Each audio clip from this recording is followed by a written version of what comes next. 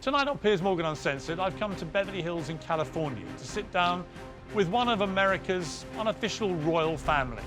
Priscilla Presley was married to Elvis Presley, the king, and they had one child, a daughter, Lisa Marie, who very sadly died earlier this year.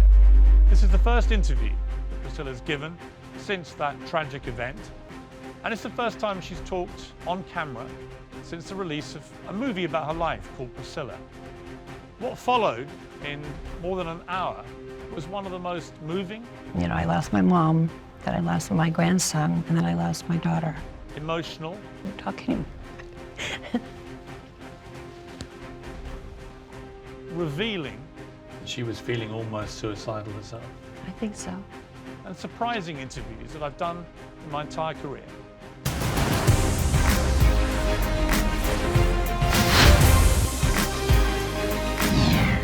Priscilla, first of all, how are you? I'm okay, thank you. I'm good. You've had a kind of extraordinary few years, really. Some great highs, some terrible lows, and I've interviewed you at various stages in the last 15 years or so. And before I came today, I was just wondering, actually genuinely, how you were doing. Well, in all honesty, you know, it has been pretty tough. You know, I lost my mom, then I lost my grandson, and then I lost my daughter. So I don't know exactly how to answer that because I have my good days and I have my bad days. So, you know, you never know. And it's, how could I say, it's difficult. It's difficult to wake up in the morning and not, you know, have a call from my daughter or wonder how my grandson is doing.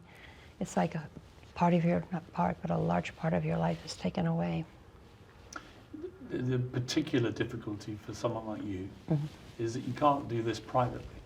That everything is magnified on a global stage. Right. And there was a quote which really resonated with me, I suspect it will with you, from Baz Luhrmann, who of course directed Elvis the movie. And he said, there's the Kennedys and there's the Presleys. They are the royal families of America. And in different ways, they both were, as Shakespeare says, wedded to calamity. Is it genetic? Is it because they have such high standards? Is it because the world watches them? Maybe. Because to be American royalty is not just to have your country watch you. To be American royalty is to have the whole world watch you. Did that resonate with you? Absolutely, absolutely. You know, when you're living a life, you know, I mean, being married to Elvis Presley, you don't really know what you're getting into, especially when you're younger. And, you know, you have to adapt to not really having your privacy. Things getting out that you wish didn't. You start thinking, my gosh, you know, I have to be careful, you know, what I say or it'll be taken wrong. Or they'll add on to it. So it's been a journey, there's no doubt. There's a movie now about you. You're center stage. It's your life. It's called Priscilla. And when they first aired it at the Venice Film Festival, you were there. And at the end, there's a very moving clip as you get a standing ovation for about 7 minutes from an ecstatic crowd. And you're in tears at the end. What was it that moved you in that moment? For the movie getting that kind of reception, I never, you know, when you have a movie that's about you, you never know how people are going to take it. You never know if they're going to understand it. I mean, they have their own, you know, with Elvis, people, you know, that's a big name. It's a big name. And I was happy because it had a standing ovation. I was happy for Sophia. She was quite nervous about Sophia it. Coppola. Sophia Coppola, right. Is it an accurate depiction, do you think? Not just of you, but of your relationship with Elvis? I think so. I think she did a, you know, I mean, she did some homework. I mean, she and I, we talked about it. And, you know, living with Elvis Presley, people think, oh, how wonderful, that's great, it's Elvis Presley. But But I went through the ups and downs with him in a very crucial part of his life. You know, his ups and downs, his struggles, you know, his fears. So, you know, when you're living with someone so famous and you've been through it with them, it's that part of privacy that it's hard to give up.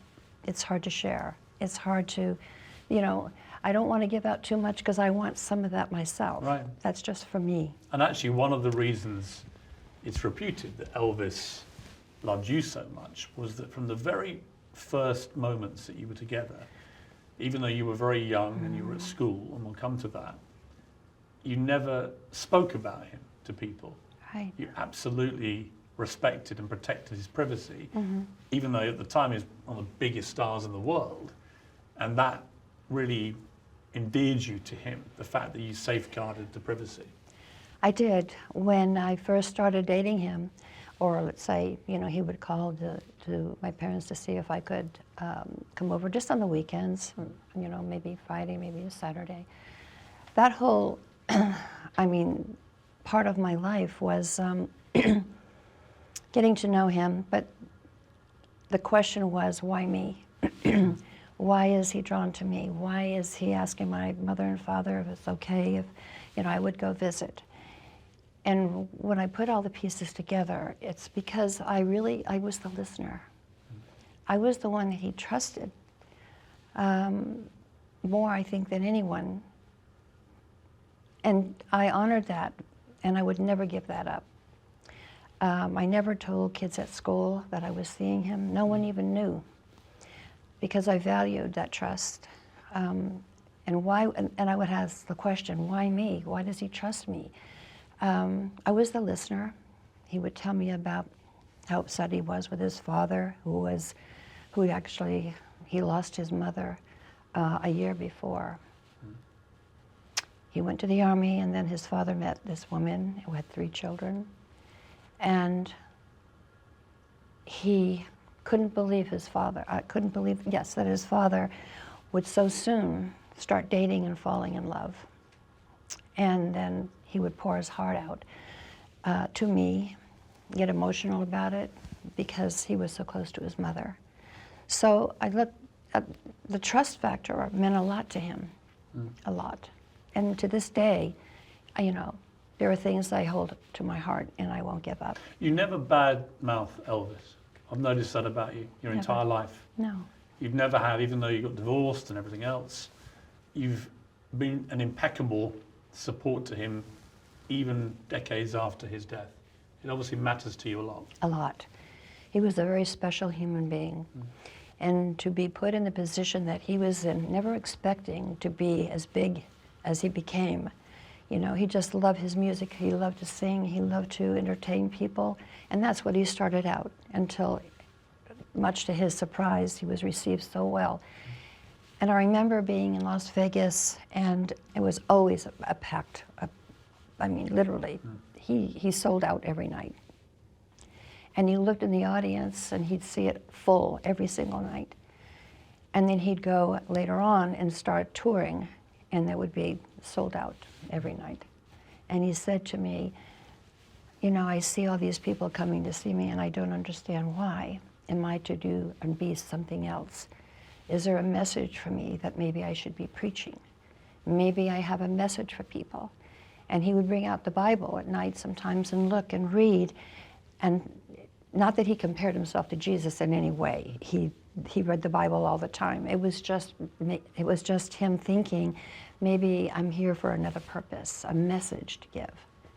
And people, you know, when I have said that, very rarely, it's something that it weighed on him. One of the contentious points of the movie is one of the contentious points about your relationship with Elvis, which is when you met him, you were 14 and he was 24. How do you think the movie deals with that? Some people who've reviewed it say, well, you can see there he's grooming her. Others saying that, you know, post Me Too, he would have been cancelled for this kind of thing. What do you feel about it? Because it was a different time. It was the early 60s. the early 60s, and you know, I compare this to my mother. My father was in the military. My mother would dress up for my father every day when he came home from work. She was dressed up. That was that, and women were that way. We were, you know, not that it was just for our men, but we took care of ourselves, and we wanted to be. When I say we, I include myself. We respected. My mother respected my father. And other women wore dresses back in the day. They did not wear pants, slacks, jeans. So that was just the time. It was, I mean, you know, Elvis was like I said, he was very unique, but he was, I don't know about grooming me. I didn't take it at that. I never heard the word. I mean, obviously it's all new now, but you know, he loved to take me to beautiful stores to buy me an outfit. I didn't have any money. He would take me, you know, to the movies every night. That's when you dressed up. And he wanted me to look good and not feel bad that I had jeans, or not jeans, but you know, a little dress that didn't really fit or be suitable for where we were going. So, so yes, he would buy clothes for me and love to. And look, when you see what he wore, he would dress up to a T. So he wanted me also to be dressed up. But people today, with the mindset of today, will look back and say it was inappropriate that he would be with a girl of 14. What do you say to people that think that? I understand. I understand. But I was 14 in Germany, and there was always people around, and our talks were, yes, private, but he never, ever, ever was aggressive, nor did he ever make love to me. I was somehow, like I said earlier, someone he trusted to talk to and pour his heart out. And famously, you only consummated your relationship on your wedding night. That's right. And no in one fact, could believe that's when Lisa Marie was conceived. That's right. That night, and you were 21, I think, when you got married. No one would believe that, but it's the honest to God truth. Yeah, I believe it. Yep. I've seen you say it before. Yep. In the movie, again, depending what your mindset is, I think, you could either say, as some people have done, that Elvis comes off as kind of distant, emotionally abusive to a degree, a drug addict. Obviously, people knew that towards the end of his life. Quite a negative characterization. But other people have said, in the same light that you just did about it, that it was a different time, and that actually he was also coping with the extraordinary pressures of being the biggest superstar in the world. Yes. And that brings with it unique challenges.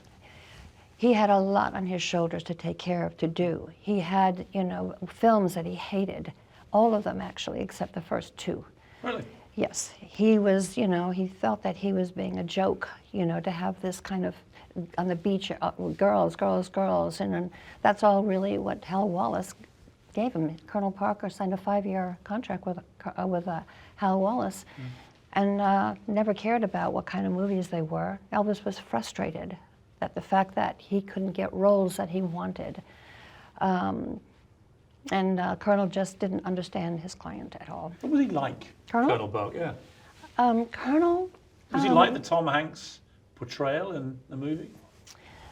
Somewhat, but Colonel, I never had a problem with Colonel. It's just when Colonel Parker interfered with Elvis's choice of songs, that's when that's part of the movie, and when he's upset because Colonel was, you know, trying to change the music and wanting him to sing a different song or talk to a producer and said he should be doing this. When he got in Elvis's way, that's when Elvis would go all out. Did you feel Elvis was a controlling influence on you? Controlling. I don't think it was controlling. I never thought about it being controlling. You were 16 when you first went to Graceland. 17. 17. I mean, again, a crazy experience for a young teenage woman to suddenly be propelled from a very normal life into this. Do you remember it vividly, the first few experiences there? Well, when I first went to Graceland to visit, it was in June of '62, I believe, and no, it was '63. I was in Vegas in '62. Okay, '63. Elvis was there, and he wanted for me to close my eyes when they drove up to the gate, because I had heard about Graceland. He told me all about Graceland, and I would love Graceland. It's so beautiful, and I mean, he loved Graceland. That was his home, and the first home he ever bought. So I closed my eyes, and he asked the driver to have the gates open, and you could see the beautiful gates, and they'd open up, and the lights were on. It was so beautiful. I more than what I ever expected. But he was so proud of it, and not just to me, to show people and to take them around the house and the grounds, and it was beautiful. It was a nice moment. It was a magical place in many ways, and yet what comes through from the movie is that he would go off and make his movies, and while he was away, you were often left for long periods of time on your own in this extraordinary place. But actually life there could be quite dull. You were with Elvis Presley, but life for a lot of the time for you was not wildly exciting at all. There was a lot of telephone calls. Right. Yeah. He would always call me at 5 o'clock in the evening, and I would wait for Like that phone clockwork, call. every night. Yes. And you'd be there ready. I'd be there by the phone. And there's this sort of sense you get in the movie, and you get it whenever you read about Elvis. You would know better than anybody, obviously, that when he walked into a room, energy levels through the roof. I mean, he was Elvis right. Presley. The charisma was just crazy. Yeah. Even if he wasn't in a great mood, it was still crazy, this charisma. Do you remember that? Oh my God, yes. He'd walk into the room and it's like, whoa. I mean, he didn't realize, what he had as far as his appearance or what he felt or his charisma. But there was a few times when he'd kid around and he'd say, damn, I'm good looking. Kiddingly, when he would be in his bathroom and he'd be getting ready to go somewhere. But he had a great sense of humor.